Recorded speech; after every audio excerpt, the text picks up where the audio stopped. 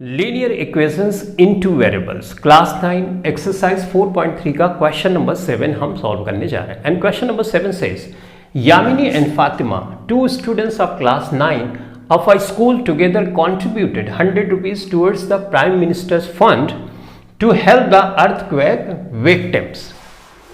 यामिनी और फातिमा दो लड़कियां हैं क्लास 9 की, किसी स्कूल की। उन्होंने टोटल 100 रुपीज का मिलाकर कंट्रीब्यूशन किया प्राइम मिनिस्टर्स फंड में, ताकि अर्थक्वेक विक्टिम जो है यानी भूकंप आया था उससे जो अफेक्टेड लोग हैं उनकी मदद की जा सके।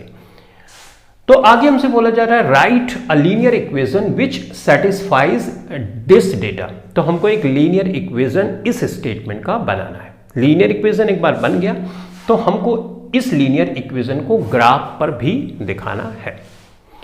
तो it is very simple question. सबसे पहले हम लीनियर इक्वेशन कैसे बनाएंगे ये हमको समझने की जरूरत है।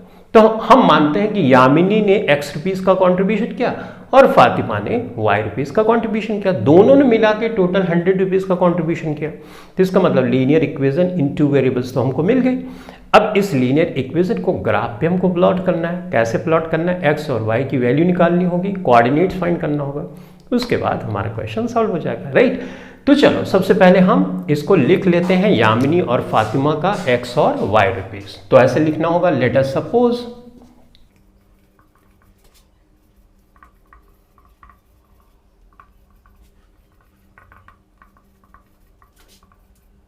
ठीक है। तो जो बातें मैंने बोली उसको लिख दी।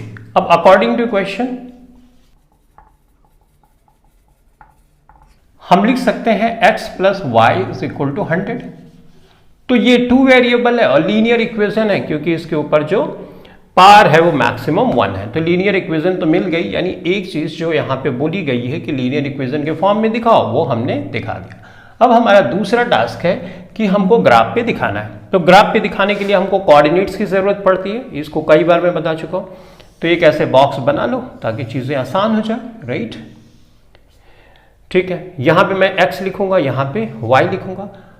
अब इसको थोड़ा सा रीअरेंज करो, y यहीं पे रखो और x को इधर लाओगे तो क्या हो जाएगा 100 माइनस एक्स। तो y is equal to 100 minus X में कर दिया। ठीक है, इस तरह से लाइन खींच दी।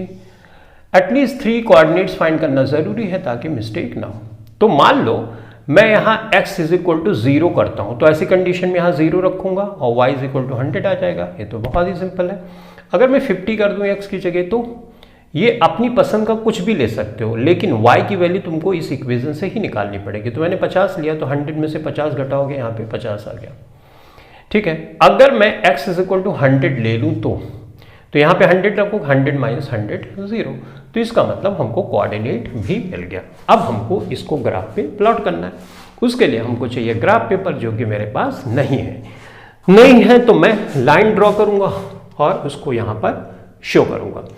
तो इसको मिला दो, ये पहले पार्ट का कि लीनियर इक्वेशन के फॉर्म में इसको दिखाओ इस स्टेटमेंट को, ये तो यहाँ तक आ गया। अब बाकी इसकी हेल्प से हमको ग्राफ प्लॉट करना है, तो इसको मैं मिटा दे रहा हूँ। ठीक है, I hope you have already written all these statements. तो अब एक लाइन ड्रॉ करूंगा मैं, ये देखो ये लाइन ड्रॉ किया मैंने इस तरह से।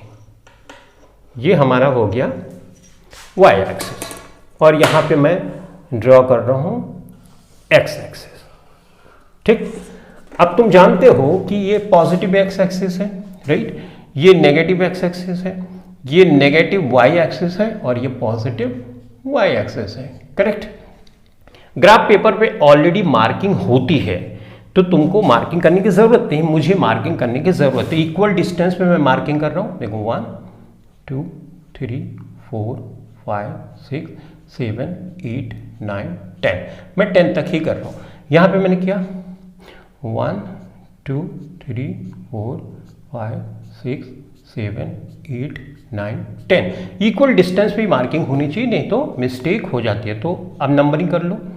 इसको मैं 10 की डिस्टेंस मान रहा हूं, यानी यहां पे लिख भी लो 1 यूनिट, यानी एक बॉक्स जो इतना होगा वो कितने रुपीस के बराबर है? 10 रुपीज।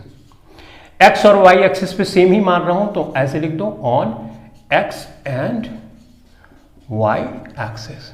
ऐसे लिखना जरूरी है ग्राफ पेपर पे ताकि एग्जामिनर को पता चले तुमने क्या स्केल मानी है, तो हमने ये स्केल मानी, यानी एक ये बॉक्स लूंगा जिसका मतलब 10 रुपए हुआ। ठीक है, अब लिख दो यहाँ पे 10, 20, 30, 40,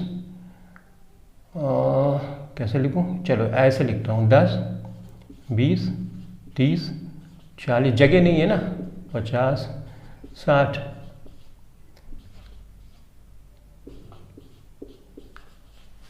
इसी तरह से यहाँ पे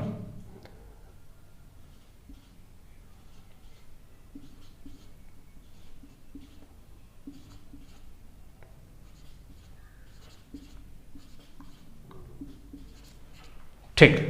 तो इस तरह से हमने मार्किंग कर ली। अब तुम्हारे पास डिस्टेंस होगी, पेंसिल तो पतली नोक होती है तो आराम से लिख लोगे, कोई समस्या। एनीवेज हमको ये मिल गया। अब इसको सिंपली हमको दिखा देना। यहाँ पे एक्स एक्सिस ये है, यहाँ पे 0 है तो मतलब यहाँ पे है, और वाई एक्सिस पे 100 जाना है, तो 100 तो अपने पास ये है, तो 100 ये प्रॉपरली ऐसे सर्कल कर लो ताकि कोई मिस्टेक ना हो। तो ये तो हो गया 0 जब एक्स एक्सिस, तो वाई पे 100 है, यहाँ पहुँच गया। ये 50 है तो ये 50 है, तो 50 तो अपना ये है भाई, राइट, ये, और यहाँ पे 50 ये है, कुछ इस तरह से। तो चलो यहाँ पे ऐसे हमने मार्किंग कर दिया। जितना अच्छा इक्वल डिस्टेंस रहेगी, ग्राफ पेपर पे समस्या नहीं आती क्योंकि वहाँ पे इक्वल डिस्टेंस पे रहता ही है, तो तुमको ऐसा कुछ करना नहीं होता। यहाँ पे थोड़ी समस्या आती है क्योंकि हाथ से कर रहे हैं ना, तो थोड़ी बहुत मिस्टेक हो जाती है। चलो x पे 100 है, तो x पे 100 ये हम पहुँच गए, राइट, और y पे कुछ है ही नहीं, y पे 0 है, तो मतलब ये 3 पॉइंट्स हमको मिल गए। अब इन 3 पॉइंट्स को हमको मिला देना है। ये देखो ये किया हमने और 3 पॉइंट्स को मिला दिया। तो इस तरह से देखो, थोड़ी बहुत इधर उधर मिस्टेक हो रही, राइट ना, क्योंकि इक्वल डिस्टेंस मार्किंग नहीं रहेगी तो ऐसे ही समस्या आएगी। ठीक है, तो यूँ, तो ये लाइन हमको मिल गई। इस लाइन पे जो इक्वेशन है वो लिख लो। कौन सी इक्वेशन थी हमारी, x plus Y is equal to 100। तो ये लिखना जरूरी है, ध्यान रखना, क्योंकि हमने 10 रुपए, 20 रुपए, 30 रुपए इस तरह माना है ना, तो स्केल मतलब एक यूनिट यानी इतना 10 रुपए के बराबर, फिर 20, 30 इस तरह से हमने किया। वाई एक्सिस पे भी सेम है, इसलिए एक ही स्टेटमेंट हमने लिख दिया। वाई पे तुम अलग भी मान सकते हो, ठीक है। अगर वाई पे तुम मानते हो कि 1 यूनिट बराबर 20, तो तुमको लिखना पड़ेगा। चूंकि यहाँ पे 10 रुपीज़ दोनों साइड है 1 यूनिट का, तो हमने एक ही बार में इसको लिख दिया। तो बस यही तुमको दिखाना था, ग्राफ पे प्लॉट करना था, राइट। तो सिंपल बहुत था, थोड़ा सा टाइम कंज्यूमिंग मेरे लिए हो गया क्योंकि मुझे सब कुछ बनाना पड़ा। तो इस क्वेश्चन के लिए इतना ही। Thanks for watching this video. Thank you very much.